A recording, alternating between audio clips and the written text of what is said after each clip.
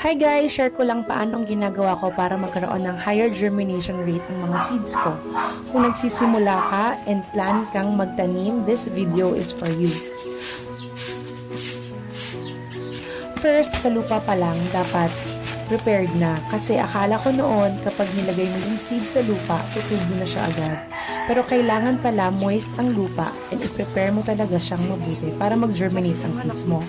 Kadalasan, ang gamit ko ay loam soil kasi mas loose siya at mas madaling tumubo ang mga halaman ko.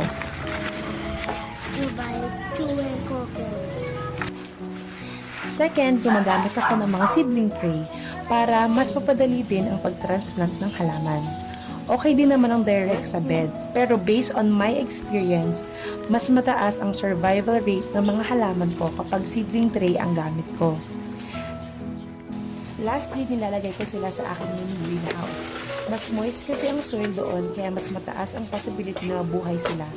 Then, dinidiligan ko lang sila daily. After 2 to 3 weeks, na-transplant ko na sila sa bigger containers kasi kapag na-delay, pwedeng maging root-bound sila, bumagal ang paglaki, humina ang ugat, at maging pungkok yung halaman nyo. Ayan lang guys, thank you so much for watching. Sana may natutunan kayo and see you guys all later. Bye!